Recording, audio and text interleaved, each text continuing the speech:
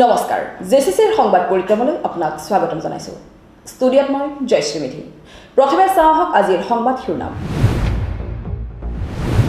বুধবাৰৰ পৰা পুনৰ মৰিগাঁও জিলাত বলবৎ হৈছে এসপ্তাহৰ বাবে কণ্টেইনমেণ্ট জোন মৰিগাঁও জিলাত আজিও বৃদ্ধি হৈ আছে কৰোনাৰ সংক্ৰমণ লাহৰীঘাটৰ বৰচলাত উৎখাত ভেজাল পেট্ৰল ডিজেলৰ কাৰখানা ইন্ধনজাতৰ তেল ভেজালকাৰী এজনক গ্ৰেপ্তাৰ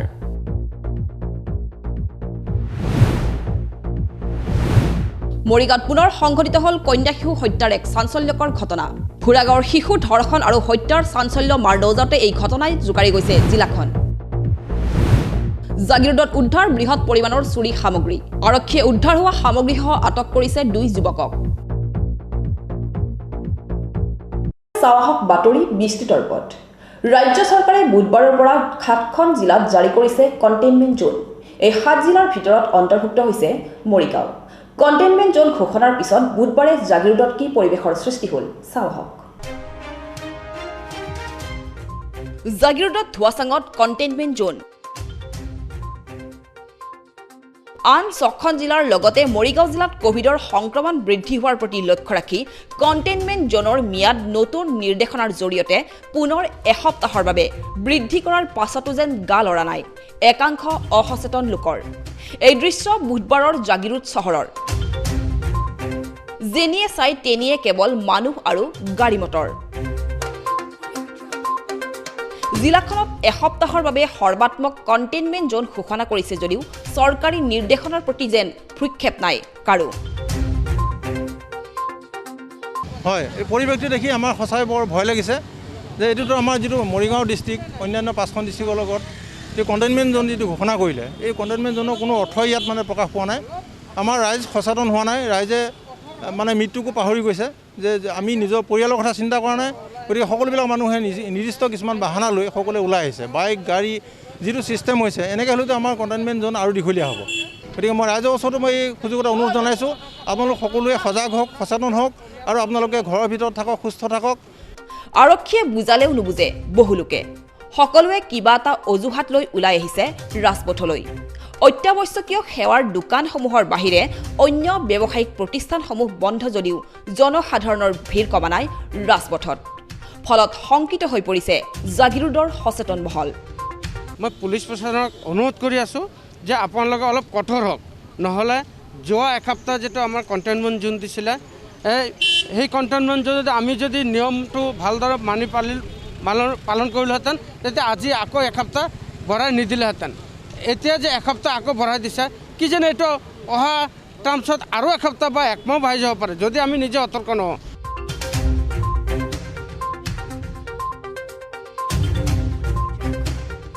এক গোপন সূত্ৰৰ পম খেদি জাগিৰোড আৰক্ষীয়ে এক অভিযান চলাই বৃহৎ পৰিমাণৰ চুৰি সামগ্ৰী উদ্ধাৰ কৰে উদ্ধাৰ হোৱা সামগ্ৰীৰে ভৰি পৰে জাগিৰোড থানা আৰক্ষীয়ে ক'ৰ পৰা কিদৰে এই চুৰি সামগ্ৰী উদ্ধাৰ কৰিলে চাওক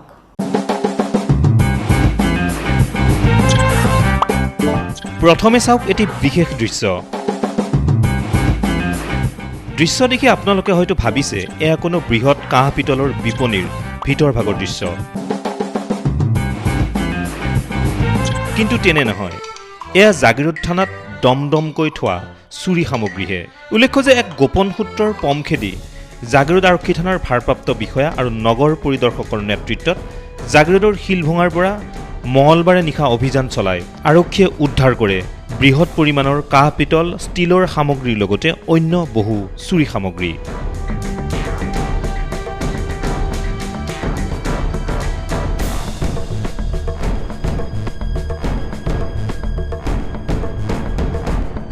এই অভিযানকালত আৰক্ষীয়ে চুৰি কাৰ্যৰ সৈতে জড়িত আজাদ আলী ওৰফে মাণ্ডু আৰু বাবু আলী নামৰ দুজনক আটক কৰিবলৈও সক্ষম হয় যোৱা কিছুদিন ধৰি জাগিৰোড চহৰত চুৰে তাণ্ডৱ চলাই অহাৰ পৰিপ্ৰেক্ষিতত সষ্টম হৈ আছিল জাগিৰোড আৰক্ষী আৰু জাগিৰোড আৰক্ষীৰে সফল অভিযানক প্ৰশংসা কৰিছে স্থানীয় ৰাইজে ইতিমধ্যে ঘটনা সন্দৰ্ভত দুজন লোকক আটক কৰি তদন্ত অব্যাহত ৰাখিছে জাগিৰোড আৰক্ষীয়ে হয় যোৱাকালি ৰাতি প্ৰায় মাজনিশা আমি ইনফৰমেশ্যন এটা পাইছিলোঁ যে আজাদ আলী ওৰফে মাণ্ডু তেওঁৰ ঘৰত বৃহৎ পৰিমাণৰ চুৰি বস্তু মজুত আছে আৰু বাচন বৰ্তনৰ কথা কৈছিলে। তো একৰ্ডিংলি আমি ৰাতি থানাৰ ষ্টাফ ওলাই গ'লোঁ, ঘৰত ৰাতি ৰেড মাৰিলোঁ। ৰেড মাৰোঁতে আমি কাঁহৰ পিতলৰ মানে এইখিনি সামগ্ৰীৰ এমাউণ্টটো আমি এতিয়ালৈকে হিচাপ কৰিব পৰা নাই। বহুত পৰিমাণৰ মানে বাচন বৰ্তন, গামলা আছে, তাতে থালি আছে, তাৰপাছত ঘটি আছে, পিতলৰ, কাঁহৰ, এইখিনি মানে জব্দ কৰা হ'ল। আৰু তাৰ ওপৰত এই মাণ্ডু বোলা যোনজন লোক আছে, মানে সি এটা হেবিচুৱেল অফেণ্ডাৰ বুলি ক'ব পাৰি। আগতেও বহুতবাৰ জেলত গৈছে। তো সেই সন্দেহত আমি তাৰ ঘৰটো চাৰ্চ কৰিছিলোঁ ৰাতি। চাৰ্চ কৰোঁতে মানে এই বস্তুখিনি তাৰ ঘৰত পোৱা গ'ল। আজাদ আলী ওৰফে মাণ্ডু, তেওঁক আৰু লগতে এজন বাবু আলী, তাৰ এইবিলাক বস্তু অনা নিয়া কৰা এনেকৈ শুনিছোঁ, আৰু ফেৰী বুলি কয় সিহঁতে, আৰু তাকো ঘৰত পোৱা গৈছিলে। তো এই দুজনক বৰ্তমানলৈকে আটক কৰা হৈছে। এতিয়া একৰ্ডিংলি আমি FIR ল'ম। ঘৰ ইহঁতৰ চিল ভাঙা।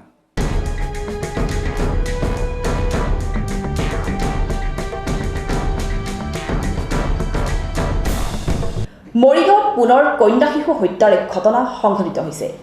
এইবাৰ এই স্থান মৰিগাঁৱৰ দক্ষিণ কালিকাজাৰীত। দুৰ্বৃত্তই এটি 9 বছৰীয়া শিশুক ধৰ্ষণ কৰি হত্যা কৰাৰ সন্দেহ কৰিছে স্থানীয় লোকে। মৰিগাঁৱত পুনৰ কন্যা শিশু হত্যাৰ ঘটনা। এইবাৰ স্থান মৰিগাঁৱৰ দক্ষিণ কালিকাজাৰী। দুৰ্বৃত্তই 9 বছৰীয়া শিশুক ধৰ্ষণ কৰি হত্যা কৰাৰ সন্দেহ।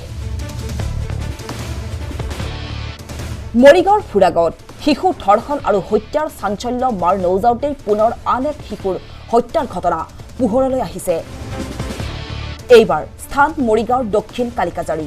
নিজ গৃহতে এটি 9 বছৰীয়া কন্যা শিশুক হত্যা কৰিলে কোনো দুৰ্বৃত্তই।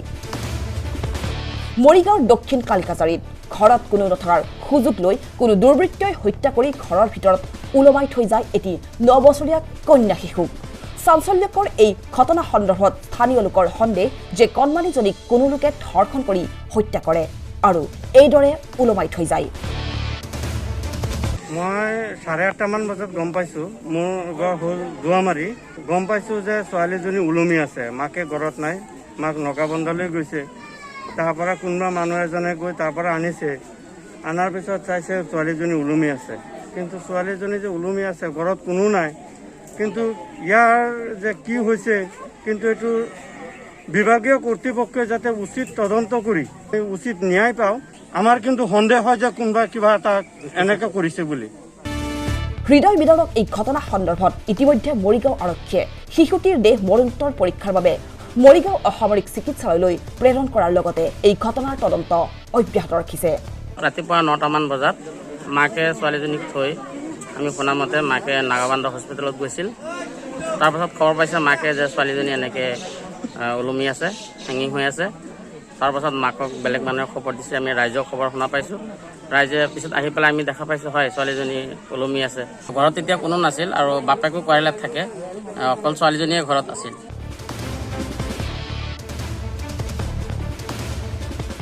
ক্ষেত্ৰীত বৃহস্পতিবাৰে পালন কৰা হয় ৰাষ্ট্ৰীয় চিকিৎসক দিৱস। এই অনুষ্ঠানত উপস্থিত থাকে স্বাস্থ্যমন্ত্ৰী কেশৱ মহন্ত। অনুষ্ঠানত স্বাস্থ্য বিভাগৰ এখন আলোচনী স্বাস্থ্য দাপোন উন্মোচন কৰা হয়।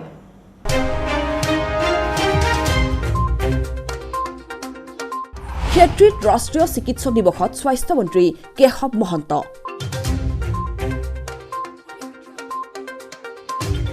অনুষ্ঠানত স্বাস্থ্য বিভাগৰ আলোচনী স্বাস্থ্য দাপোন উন্মোচন। ডিমৰীয়াৰ ক্ষেত্ৰীস্থিত সমূহীয়া স্বাস্থ্য কেন্দ্ৰত বৃহস্পতিবাৰে উপস্থিত হয় স্বাস্থ্যমন্ত্ৰী কেশৱ মহন্ত।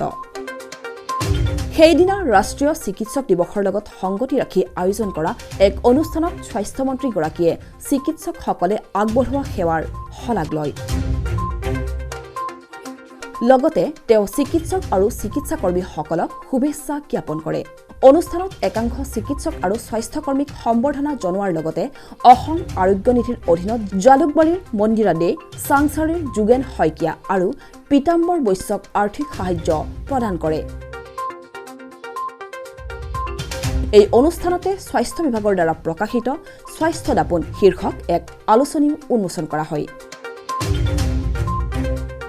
অনুষ্ঠানত মন্ত্ৰীগৰাকীয়ে শিশুৰ কোভিড সংক্ৰমণ সন্দৰ্ভত চৰকাৰে ইতিমধ্যে পৰ্যালোচনা কৰি স্বাস্থ্য বিভাগৰ দ্বাৰা বিশেষ পদক্ষেপ গ্ৰহণ কৰা বুলি সদৰি কৰে। এই কাৰ্যসূচীত মন্ত্ৰীগৰাকীৰ লগতে স্বাস্থ্য বিভাগৰ কেইবাগৰাকী উচ্চপদস্থ বিষয়া উপস্থিত থাকে। জাগিৰোডত ক্ৰমাৎ বৃদ্ধি পাইছে চোৰৰ উপদ্ৰৱ। দেওবাৰে জাগিৰোডৰ শিলভাঙাত এজন ব্যৱসায়ীৰ ঘৰত চোৰে চলালে লুটপাট, লৈ গ'ল নগদ ধনসহ অলংকাৰ। কৰোনাৰ বিভীষিকাৰ মাজতে কণ্টেইনমেণ্ট জোন জাগিৰোডত বৃদ্ধি পাই আহিছে চোৰৰ উপদ্ৰৱ। দেওবাৰে সন্ধিয়া ঘৰত গৃহস্থ নথকাৰ সুযোগ গ্ৰহণ কৰি জাগিৰোড চহৰৰ শিলভাঙাত চোৰে চলালে লুটপাট।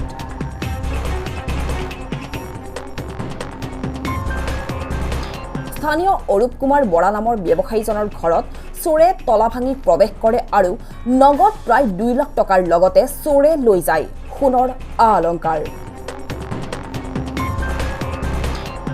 দেওবাৰে বিয়লি পৰিয়ালৰ লোক বাহিৰলৈ যোৱাৰ সময়তে চোৰে এইদৰে লুটপাট চলায়। একচুৱেলি মই মিছেজ আৰু মোৰ ল'ৰাটোৰ সৈতে বৰষুণ 2টামান বজাত দিছিলতো, 2:30মান বজাত আমি একচুৱেলি বাইদেউৰ লগত অলপ ওলাই গৈছিলোঁ। যাওঁতে প্ৰায় আমাৰ আহি পালোঁ 7টা নবজাৰ আগত আমি আহি পাইছোঁহি ঘৰ। আহি পেলাই মই মিছেজক থৈ পেলাই ইয়াত ৰৈ থাকোঁতে মিছেজে ক'লে যে এনেকৈ দৰ্জাবিলাক খোলা আছে। চালোঁগৈ, চোৱাৰ পিছত দেখিছোঁ গোটেই ভিতৰখন অ'পেন হৈ গৈ আছে, গড্ৰেজ চড্ৰেজ চব ভাগা আছে। ঘৰৰ যিমান যি আলমাৰী আছিলে, বিচনা চিচনা আছিলে, চব লণ্ড ভণ্ড কৰি ৰাখিছে। তেতিয়া গম পাইছোঁ যে আমি চুৰ হৈছে বুলি। এই সন্দৰ্ভত লগে লগে জাগিৰোড আৰক্ষীক জনোৱাত আৰক্ষী ঘটনাস্থলীত উপস্থিত হৈ তদন্ত অব্যাহত ৰাখিছে যদিও এই পৰ্যন্ত কৰায়ত্ব হোৱা নাই এটা চোৰ। আমাৰ এখন দৰ্জা আছে, আমাৰ ঘৰৰ এণ্ট্ৰেঞ্চৰ অপজিট ছাইডে। দৰ্জাখনৰ কিনাৰত খিৰিকীখন খুলি ল'লে একচুৱেলি। খিৰিকীখন খুলি পেলাই তাহাঁতে লকটো খুলি সোমাই গ'ল। 2 লাখমান টকা গৈছে আৰু সোণৰ অলংকাৰ অলপ গৈছে।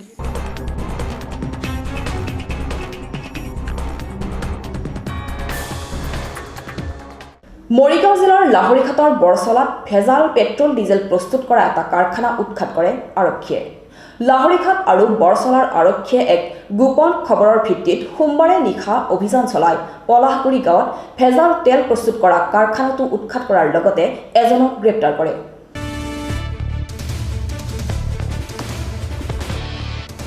ভেজাল পেট্ৰল ডিজেল প্ৰস্তুত কৰা কাৰখানাৰ বিৰুদ্ধে লাহৰীঘাটৰ বৰচলাত সোমবাৰে নিশা আৰক্ষীৰ অভিযান। বৰচলা আৰক্ষী চকীৰ অন্তৰ্গত পলাশজুৰি গাঁৱত লাহৰীঘাট আৰু বৰচলা আৰক্ষীয়ে যৌথ অভিযান চলাই গ্ৰেপ্তাৰ কৰে ভেজাল পেট্ৰল ডিজেল প্ৰস্তুতকাৰী হান্নান উদ্দিনক।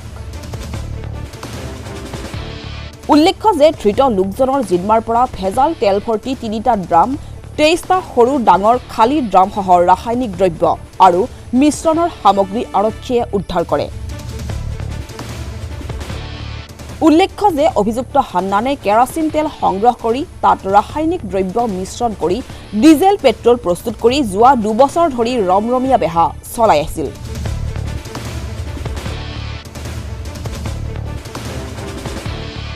অৱশেষত হান্নান উদ্দিন নামৰ অসাধু বেপাৰীটো পৰিল আৰক্ষীৰ জালত। টোটেল 12টা আমি এমটি দাম পাওঁ আৰু 5টা আমি সৰু কোৱান্টিটিৰ দাম পাওঁ। 3টা আমি ছাছপেক্টেড পেট্ৰলৰ ফুল দাম পাওঁ 13 টকা। 6টা আমি ছাছপেক্টেড ডিজেলৰ দাম পাওঁ আৰু এটা প্লাষ্টিকৰ টেমা পাওঁ, যিটো কালাৰ পৰা থাকে, যিটো পাউডাৰ দি যিটো পেট্ৰল কিনি আনে শ্বিলঙৰ পৰা, সেইটো তেখেতে পাউডাৰ মিলাই কালাৰ কৰে।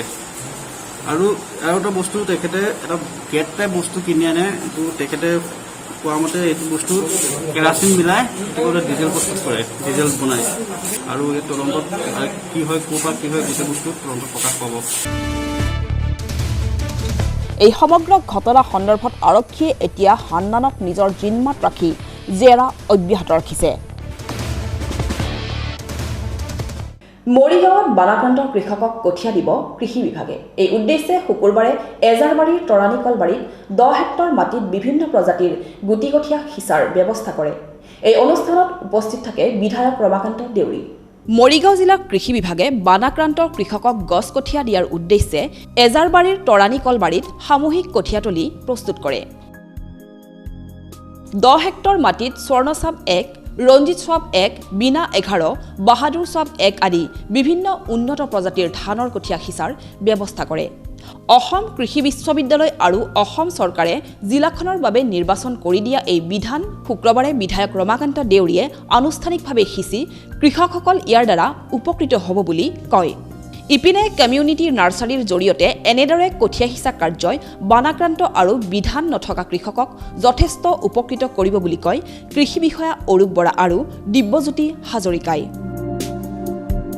কৃষি বিষয়াৰ জৰিয়তে জিলা বিষয়াৰ জৰিয়তে যিটো পদক্ষেপ গ্ৰহণ কৰিলে তাৰ কাৰণে মই ধন্যবাদ জনাইছোঁ। কাৰণ বছৰ ধৰি মৰিগাঁও জিলাখন বানপানী গৰকা, ইয়াক কৃষকসকলক সকাহ দিবৰ কাৰণে এই ব্যৱস্থাটো এই উদ্যোগটো লোৱাৰ কাৰণে মোৰ ফালৰ পৰা পুনৰ আন্তৰিক শুভেচ্ছা জ্ঞাপন কৰিছোঁ যে আহি থকা অনাগত দিনসমূহত প্ৰতি বছৰে কৃষি বিষয়াৰ জৰিয়তে আপোনালোকে এই ব্যৱস্থাটো গ্ৰহণ কৰে।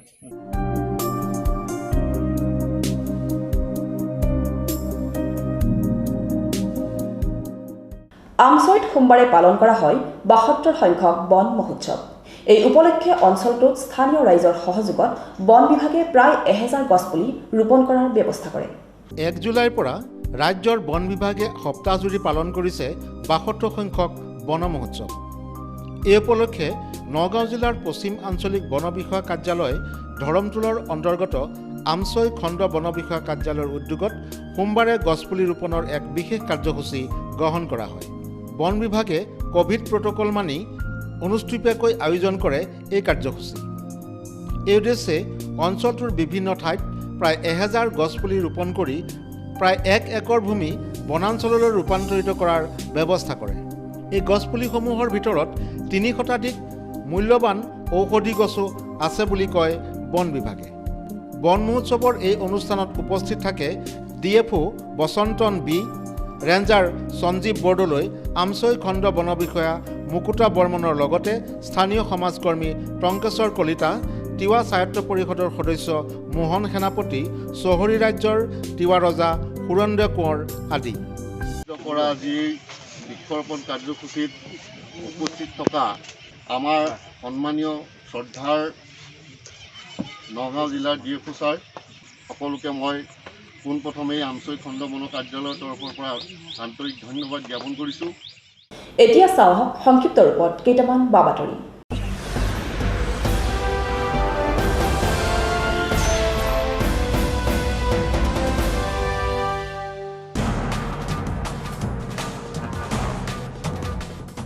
দেওবাৰে পুনৰ জাগিৰোড ৰেল ষ্টেচনত শতাধিক যাত্ৰীৰ ভিৰ।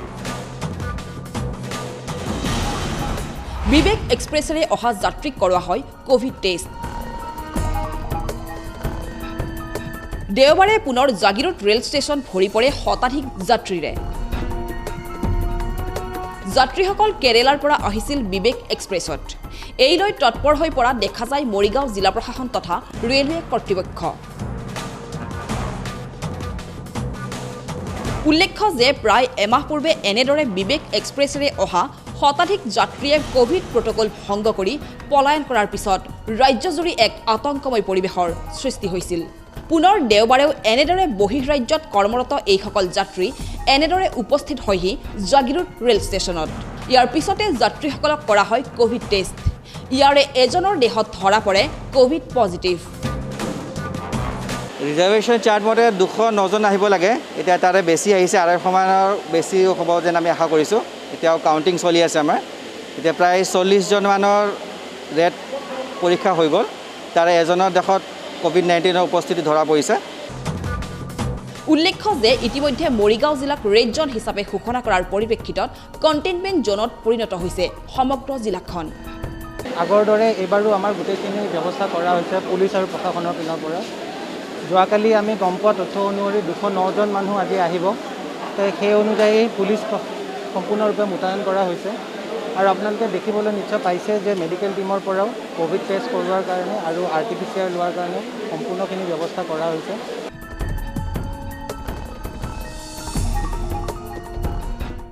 সোণাপুৰত তেল চুৰি চক্ৰ উৎখাত। অবৈধভাৱে মজুত কৰা 1100 লিটাৰ ডিজেল জব্দ। সোণাপুৰ থানাৰ অন্তৰ্গত কপালকাটাত শুকুৰবাৰে নিশা এটা তেল চুৰি চক্ৰ উৎখাত কৰে আৰক্ষীয়ে। এক গোপন সূত্ৰৰ পম খেদি সোণাপুৰ এচিপিৰ নেতৃত্বত আৰক্ষী CRPFৰ এটা দলে কপালকাটাৰ 37 নং ৰাষ্ট্ৰীয় ঘাইপথৰ কাষৰ এখন দোকানত চলাই অভিযান। এই অভিযান কালত অবৈধভাৱে মজুত কৰি ৰখা প্ৰায় 1100 লিটাৰ ডিজেল জব্দ কৰিবলৈ সক্ষম হয় আৰক্ষী। যোৱাকালি আবেলি 5টামান বজাত আমাৰ DCP ইষ্ট মৰ্ডৰ খবৰ তথা নিৰ্দেশ মৰ্মে আমাৰ DCP সোণাপুৰ ছাৰ আবতাৰী ছাৰৰ নেতৃত্বত আমাৰ সোণাপুৰ থানা লগতে আমাৰ 128 বেটেলিয়ান CRPFৰ এছাইনমেণ্ট গৈ পেলাই আমি সমতা আৰু কপালকাটা হাইৱেৰ নিয়াৰ বাই যিখিনি টায়াৰ ৰিপেয়াৰিং শ্বপ আছে সেইখিনি আমি তালাচী চলাওঁ।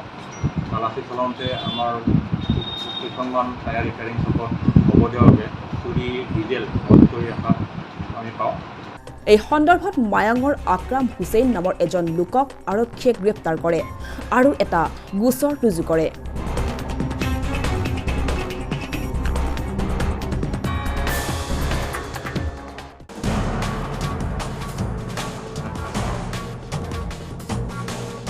ৰাজ্যত বিদ্যুৎ বিভাগে আৰম্ভ কৰিছে বিদ্যুৎ সংযোগ কৰ্তন অভিযান। জাগিৰোড বৈদ্যুতিক সংমণ্ডলেও ডিমৰুগুৰি অঞ্চলৰ প্ৰায় 50 ঘৰ লোকৰ বিদ্যুৎ সংযোগ কৰ্তন কৰে। বিগত 6টা মাহে এইসকল গ্ৰাহকে বিদ্যুৎ বিল পৰিশোধ কৰা নাছিল, যাৰ ফলত বিভাগে বিদ্যুৎ সংযোগ কৰ্তন কৰে। যিসকল ব্যক্তি অনুষ্ঠান প্ৰতিষ্ঠান আৰু কাৰ্যালয়ে বিদ্যুৎৰ মাচুল দিবলৈ বাকী আছে সেইসকলৰ অনাগত দিনত বিদ্যুৎ সংযোগ কৰ্তন হ'ব। যিসকল মানে গ্ৰাহকে বহুদিন ধৰি ইলেক্ট্ৰিকৰ আমাৰ বিল পে'মেণ্ট কৰা নাই তেওঁলোকৰ আমি বিদ্যুৎ সংযোগ আজি কৰ্তন কৰিছোঁ আৰু মই বাকীসকল গ্ৰাহকক অনুৰোধ জনাম যে তেওঁলোকে সময়মতে বিদ্যুৎৰ বিলটো যেন পৰিশোধ কৰে। এতিয়া বিভিন্ন সুবিধা ওলাইছে, নেট বেংকিং, ফোনপে' আৰু ধৰ গুগল পে' ইত্যাদি বিভিন্ন ধৰণে মানুহে নিজে ঘৰতে বহি আমাৰ ইলেক্ট্ৰিচিটি বিলটো পে'মেণ্ট কৰিব পাৰে। গতিকে তেওঁলোকে আমাক যাতে আমাৰ অনুষ্ঠানটো যিহেতু ৰাইজৰ অনুষ্ঠান তেওঁলোকে সময়মতে বিল পৰিশোধ কৰি আমাৰ অনুষ্ঠানটো আগুৱাই যোৱাত যাতে সহায় কৰে। লগতে সকলো গ্ৰাহকে সময়মতে বিদ্যুৎ বিল পৰিশোধ কৰিলে অনাগত দিনৰ বিভাগটোৱে ভালকৈ বিদ্যুৎ সেৱা যোগান ধৰিব বুলি বিদ্যুৎ বিভাগৰ বিষয়া কৰ্মচাৰীয়ে জানিবলৈ দিয়ে। তেওঁলোকে যদি নিয়মিত বিল পৰিশোধ কৰে তেতিয়াহে আমি তেওঁলোকক কোৱালিটি পাৱাৰটো দিবলৈ সক্ষম হ'ম। তেতিয়া আমাৰ ইয়াত ধৰক নতুন টেকন'লজি কিছুমান ইমপ্লিমেণ্টেশ্যন কৰিব পাৰিম আৰু তেতিয়াহে আমি তেওঁলোকক কোৱালিটি পাৱাৰ মানে প্ৰভাইড কৰিবলৈ মানে আমাৰ সমৰ্থ।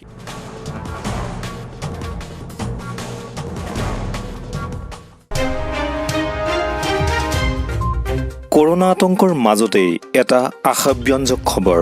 কোভিডক জয় কৰি ঘৰলৈ উভতিল জাগিৰোডৰ 5 শিশু।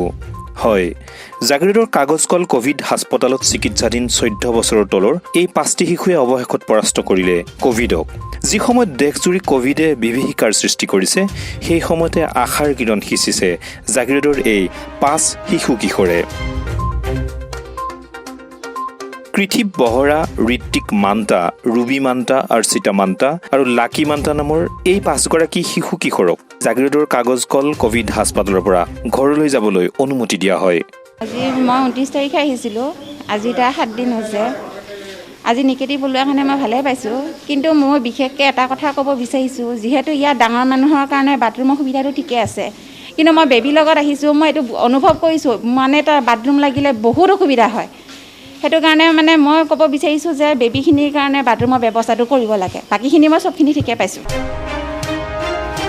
কোভিডৰ যুঁজ জয় কৰা এইসকল শিশুক চিকিৎসালয় কৰ্তৃপক্ষৰ তৰফৰ পৰা একোটাকৈ উপহাৰো প্ৰদান কৰা হয়। জীৱনক বুজাৰ আগতেই জীৱন যুঁজত জয়ী হৈ এই শিশুকেইটাই যেন প্ৰত্যাশাৰ গান গুণগুণাবলৈ সক্ষম হৈছে। আমি 12জন ৰোগীক টেষ্ট কৰাইছিলোঁ, মানে 7 দিন সিহঁতৰ আজি কমপ্লিট হৈছিলে। তাৰে 11জনৰ নিগেটিভ আহিলে, এজনৰ পজিটিভ আহিলে। তাৰে ভিতৰত 15 বছৰ বয়সৰ 5টা শিশু আমি আছিলে আৰু গোটেইকেইটাই ধুনীয়াকৈ আজি আৰোগ্য হৈছে। আমি সুখী যে তেওঁলোকক আৰোগ্য কৰি ঘৰলৈ পঠাবলৈ আজি সক্ষম হৈছোঁ। দেখা গৈছে যে আগতে এডাল্টৰ বেছি হৈছিলে, বয়সস্থ মানুহসকলৰ হৈছিলে, আজি লাহে লাহে মানে চকুৰ সন্মুখতে দেখি আছোঁ সামান্য শিশুসকল আক্ৰান্ত বেছিকৈ হ'ব ধৰিছে, যিটো বৰ ভাল মেছেজ নহয়। আৰু সেই ক্ষেত্ৰত যদি আমি শিশুসকলৰ কাৰণে অলপ বেলেগকৈ ফেচিলিটি দিব পাৰোঁ, চৰকাৰক আহ্বান জনাম, অনুৰোধ জনাইছোঁ। ৰহাৰ এজন ব্যতিক্ৰমী কোভিড যোদ্ধা।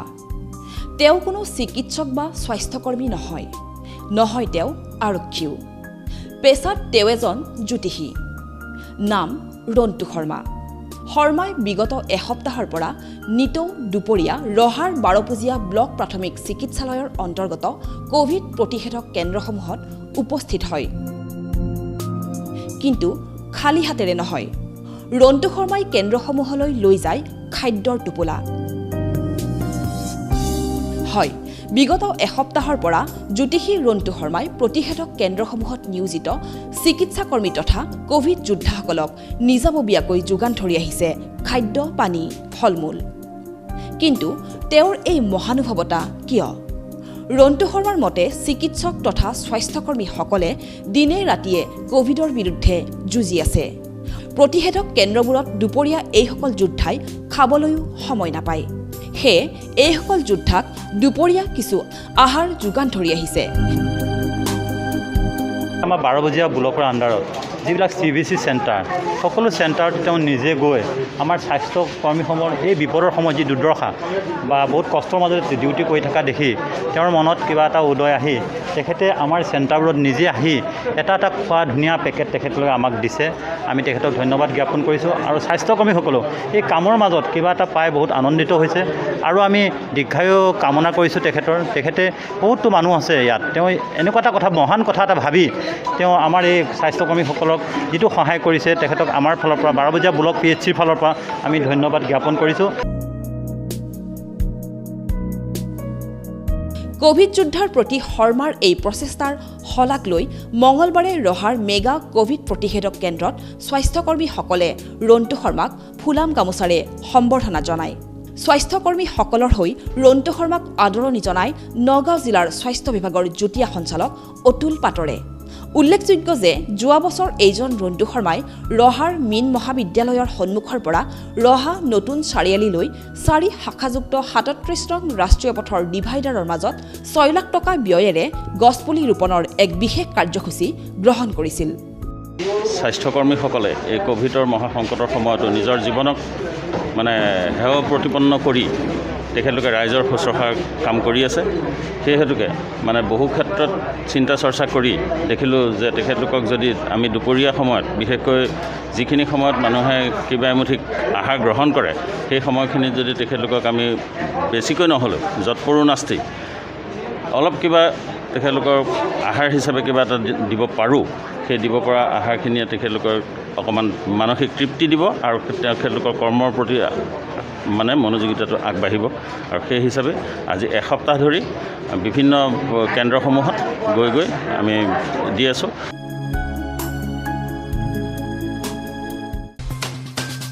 চৰকাৰে কোভিড-19ৰ ভেকচিন 18 বছৰ ঊৰ্ধৰ সকলোৰে বাবে বাধ্যতামূলক কৰিছে যদিও এতিয়াও ৰাজ্যত পৰ্যাপ্ত পৰিমাণে উপলব্ধ হোৱা নাই এই ভেকচিন। ইয়াৰ মাজতে স্বেচ্ছাসেৱী সংগঠন ৰেইজৰ উদ্যোগত আৰু জাগিৰোডৰ বিধায়ক তথা মন্ত্ৰী পীযুষ হাজৰিকাৰ তত্বাৱধানত অব্যাহত থকা ভেকচিন প্ৰদান কাৰ্যসূচীৰ অংশস্বৰূপে শুকুৰবাৰে বাগজাপত 200জন লোকক প্ৰদান কৰা হয় এই ভেকচিন। আজি ৰেইজ যিটো এটা NGO, শ্ৰদ্ধা ফণী শৰ্মা ডাঙৰীয়া আৰু জাগিৰোড সমষ্টিৰ সন্মানীয় বিধায়ক তথা অসমৰ মন্ত্ৰী পীযুষ হাজৰিকাদেৱৰ নিৰ্দেশমৰ্মে আমি বাগজা পঞ্চায়তৰ ভাতৃপ্ৰতিম প্ৰদীপ দেউৰী ডাঙৰীয়াৰ নেতৃত্বত আজি আমি এই ভেকচিন কেম্পটো ইয়াত আৰম্ভ কৰিছোঁ, যাতে আমি ৰাইজক ভেকচিনটো যাতে সুলভত সোনকালে পোৱাকৈ সকলোকে ভেকচিন দিব পাৰোঁ, সেই লক্ষ্য উদ্দেশ্য আগত ৰাখি আমি এই কেম্পটো অলৰেডি আৰম্ভ হৈছেই। বাগজাপত আজি কৰিছোঁ আৰু অনাগত দিনতো বাগজাপ পঞ্চায়তৰ পৰা আদি কৰি আমাৰ সমষ্টিত এই কাৰ্যসূচী চলি থাকিব। আজি 200 লোকক ভেকচিন দিয়া হৈছে। জাগিৰোড হাই ছেকেণ্ডেৰীটো, আমাৰ জাগিৰোড হাই ছেকেণ্ডেৰীত ৰেইজৰ হেৰিয়তে এটা কেম্প চলি আছে, সেইটো কণ্টিনিউ হৈ আছে আৰু আজি ইয়াত হৈছে। পৰৱৰ্তী সময়ত আমি গাঁৱৰ ভিতৰতো গৈ পেলাই ভেকচিন দিয়াৰ কাৰণে দিওঁ আৰু ৰাইজক এইটোৱে অনুৰোধ কৰিছোঁ, ভেকচিন লওক, সুৰক্ষিত থাকক। এই ভেকচিন প্ৰদান কাৰ্যসূচীৰ জৰিয়তে অঞ্চলটোৰ সাধাৰণ লোক উপকৃত হ'ব বুলি কয় উদ্যোক্তাসকলে। ৰেইজ উদ্যোগত লগতে মন্ত্ৰী মহোদয় আৰু ফণী শৰ্মা দেৱৰ নেতৃত্বত আজি এই কাৰ্যসূচী সম্পন্ন কৰাৰ কাৰণে ধন্যবাদ জ্ঞাপন কৰিছোঁ, যাতে আগন্তুক দিনবোৰত যাতে আমি অধিক ভেকচিন পাওঁ। বাগজাপ গাঁও পঞ্চায়তে এতিয়াও বহুত ভেকচিন ল'বৰ কাৰণে বাকী আছে, বহুত গাঁৱত মানুহ। বাগজাপ পঞ্চায়তে যাতে আমি প্ৰত্যেকজন মানুহকে ব্যক্তিকে যাতে একোটাকৈ ভেকচিন দিব পাৰোঁ, সেই লক্ষ্যৰে আমি তেওঁলোকক আমি অনুৰোধ জনাম আৰু তেওঁলোকক আমি সহযোগ কৰিম বুলি কৈছে আমাৰ জিলা প্ৰশাসনৰ উদ্যোগৰ পৰা আৰু মন্ত্ৰী মহোদয় বা ফণী শৰ্মা তেখেত আৰু দেৱজ্যোতি নেওগ দাদা তেওঁলোকে সহযোগ আগবঢ়াইছে আৰু আগবঢ়াই যাম বুলি কৈছে। আমি ধন্যবাদ জ্ঞাপন কৰিছোঁ।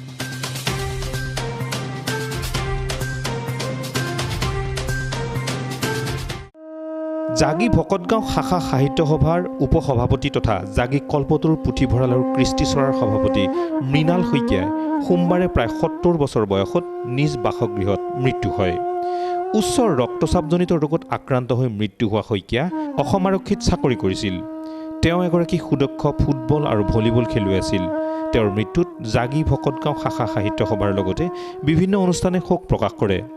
তেওঁৰ পত্নী ৩ জীয়ৰীৰ লগতে বহু আত্মীয়ক এৰি থৈ গৈছে। আজিৰ সংবাদ পৰিক্ৰমা ইমানতে সামৰিছোঁ। জাগিৰোড, মৰিগাঁও আৰু ইয়াৰ কাষৰীয়া বিভিন্ন অঞ্চলৰ বা বাতৰিলৈ আমি আপোনালোকৰ মাজলৈ আহোঁ প্ৰতি বুধবাৰে সন্ধিয়া আৰু বৃহস্পতিবাৰে পুৱা। গতিকে চাবলৈ নাপাহৰিব আপোনালোকৰ প্ৰিয় অনুষ্ঠান JCCৰ সংবাদ পৰিক্ৰমা। ধন্যবাদ।